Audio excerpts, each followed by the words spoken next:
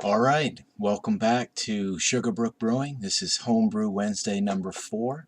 I'd like to say thank you to everybody for stopping in and checking back in on the channel. This is going to be a quick video. I know the last couple weeks I said I was going to do a quick video and they turned out to be 13-14 minutes, but this will truly be a quick video. First things first, I am going to pour myself a beer. This is Sam Adams Rebel IPA.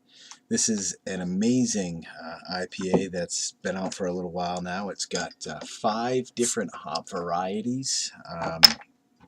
It's brewed with Cascade, Simcoe, Amarillo, Chinook, and Centennial.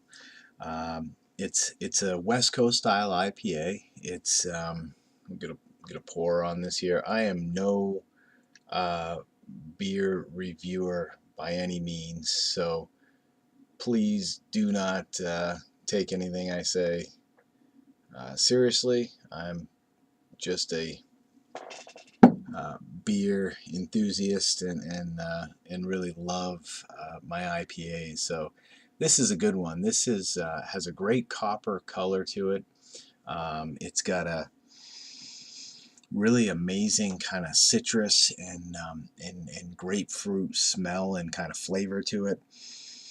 It's a great IPA. It's got 45 IBUs and it's 6.5%. And again, it's by Sam Adams, and it's pretty readily available right now. And it's really one of my favorite IPAs right now.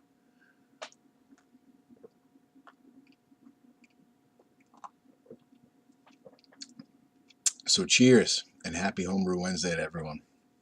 A couple things going on.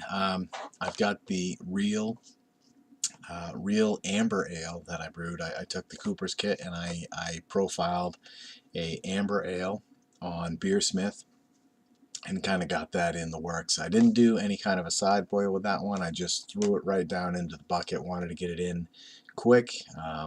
I've been drinking a lot of homebrew lately and I'm running low, so as Craig too would say, I wanted to get it into the pipeline. So I didn't do a side boil with that. I just added some amber, dry malt extract, some dark malt extract, dry malt extract, of course, and I'm gonna dry hop it, but I just wanted to get it in, get it done, get it in the bucket, and get it fermenting. It's fermenting upstairs in the closet. I've also got the Cooper's IPA that I did with the 60-minute boil and just a bunch of hops, as well as dry hopping. I had some family over this weekend, and I broke out one bottle. It was only a week old on the bottles, but it was amazing. We kind of poured everybody a little glass of it and passed it around, and the smell, the aroma from the dry hopping was just fantastic, and the flavor is really what I wanted. It's very hoppy, very bitter. So I'm excited for that beer, and that's going to be ready soon. This Friday night will be 2 weeks. I'll probably try a bottle, and then I wanted to wait at least 3 weeks on this one, 4 weeks maybe, before I started really getting into them. But as I said, I'm getting low on homebrew, and that's why I've got the Rebel IPA tonight. I'm on vacation this week. I took a week off of work. My wife and I have wanted to build a deck on the house for a long time, and we've been here, I think, 3.5 years now, and the house never had a deck. They put a slider in when they built the house. The house is, I think, 13 or 14 years old, and the first owner just never could afford to put the deck on. There was a set of stairs out of the slider for the longest time, and so I drew something up. I'm putting a 12 by 18 deck on the back. It's going to be a nice deck. Maybe I'll shoot some footage of it for next week and kind of give you guys a sneak peek. It's going to have a nice picture frame with some diagonal decking boards, and I'm really doing it up right. So I'm excited for that. and I'm planning a fruit beer. I got 2 kits coming. These will probably be my last Cooper's kits, my last can kits. I ordered the Australian Pale Ale, and I ordered a wheat beer, the wheat kit. And I'm gonna take the pale ale. I'll probably do the pale ale just as it is. Add some dry malt extract to it with some hops. And then I'm gonna take the wheat beer and I'm gonna do some kind of a fruit beer. I don't know yet what I'm gonna do.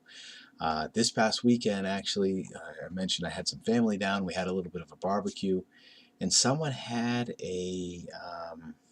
I think it might have been a Sam Adams apple something, and it was an apple beer, and it tasted really good. I was surprised at how good this tasted. So it got me thinking: do I want to do an apple beer, or do I want to do a blueberry beer, raspberry, or some other kind of berry? I don't know. So I'm gonna look into that. I'm gonna do some research, and next week, next Homebrew Wednesday, I'll probably share that recipe. That'll be probably what my video is about next week, and then maybe a tasting of the IPA that I brewed. Maybe I'll watch some tasting videos and kind of get some knowledge of tastings and what I should be talking about and looking for in the beers and whatnot. But like I said, I'm just your average beer drinker. Obviously, not your average beer drinker. I do drink better beers than average. I do have a good palate for that. So I think that's about it. Nothing else I really wanted to talk about. Like I said, I do want to do the last 2 Cooper's kits.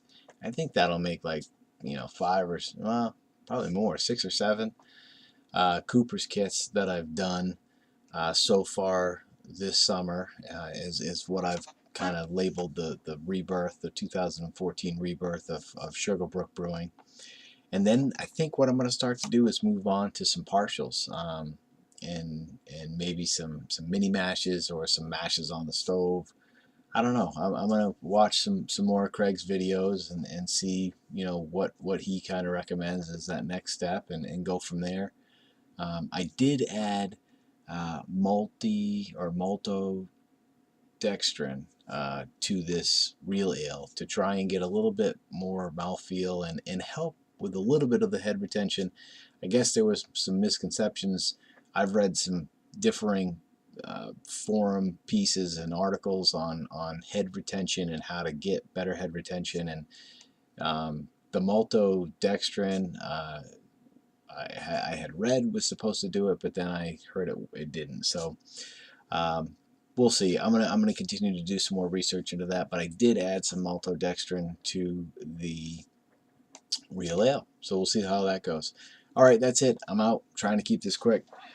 Cheers, and happy Homebrew Wednesday to everybody. I hope you have a great week, and we'll see you next Wednesday.